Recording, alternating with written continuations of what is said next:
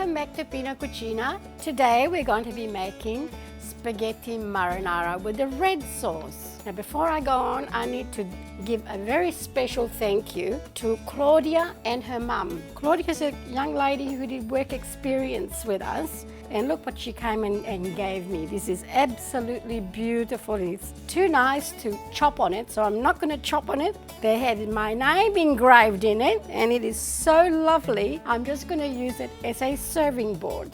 I'm going to use that old thing for chopping up on.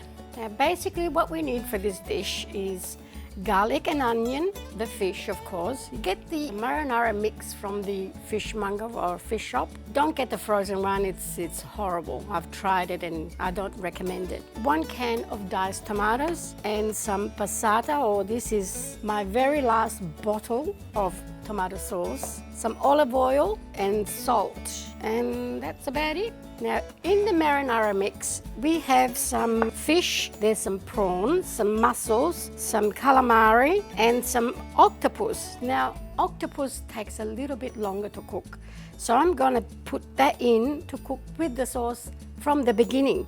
So I need to fish it all out, and with these I'll cut them because they're too big to put on a fork when you're eating it.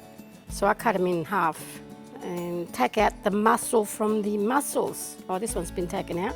And check that you don't have any little grass stuck in the center. You just take that off. Now, as per usual, we always start with an onion. Just chop up the onion as normal, just finely sliced.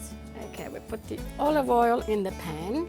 Remember, you cover the bottom of the pan. Because fish doesn't have a lot of fat in it, we put just a tiny little bit more.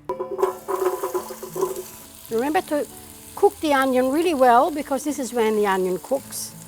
When you leave it too raw, it never really cooks properly. So while this is happening, I'm gonna undo my tomato sauce. We're looking for this to be nice golden brown, still too white. Now the onion is getting there. It's nice and golden. We're almost ready for the octopus. This mix didn't have a lot of octopus, so that's good.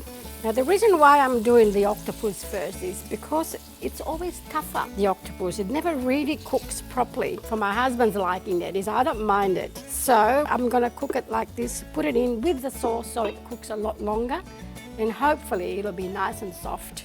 Okay, now we'll put the sauce in.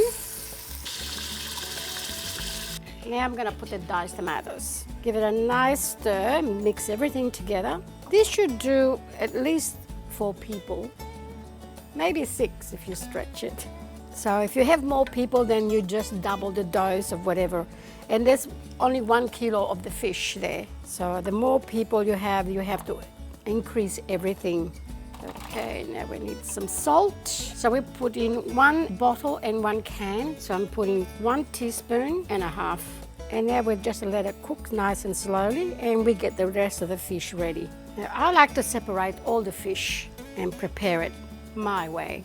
So I'm putting the prawns on one side, mussels aside. They should always be checked to see whether there's any of that grass in them or not. Now marinara mix always comes with parsley, but if you like more, you can always add more. Okay, that's it, I think. The only thing that stays behind is just the fish. Now we'll start with the prawns. I like to cut them in half, long ways. So I just like the way they curl up when they're cooked. Plus it's easier if you need to clean them. This one here seems to be okay. Now we cut up the calamari. Just in half will do. We'll make them look like spaghetti. And now we do the mussels. Now this is the little mussel bit, which is really tough. So I like to take that out, but you don't have to. And you just check inside and make sure that there's no little beard, as they call it. And also they are too big, so I like to cut them in half. Okay, now the fish is all ready, chopped the way I like it.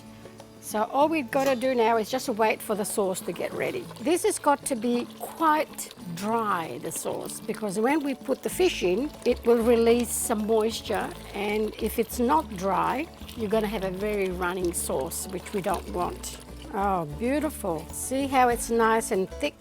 This is what we're looking for. When you put your spoon in there and you go like that, and it stays a little bit separated, that means that it's quite cooked. Try for salt.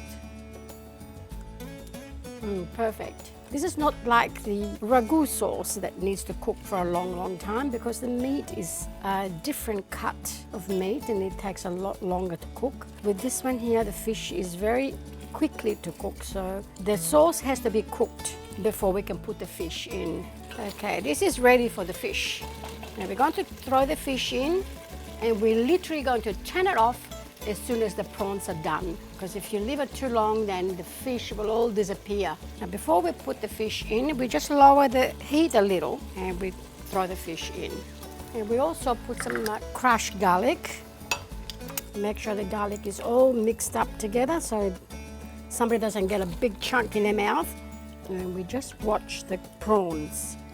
When the prawns start to curl up, we turn everything off and we let it sit. See how the prawn is nice and curly? The fish is cooked.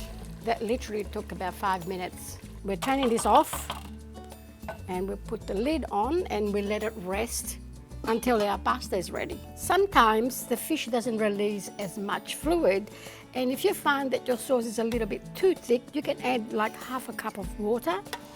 But this one here seems to be okay today. So we've got the spaghetti ready. If you're not sure about how to cook the spaghetti, you may go to the previous episode. And there you have spaghetti marinara. And you can always put a little bit extra parsley. This is from the garden, just roughly chopped. There we are.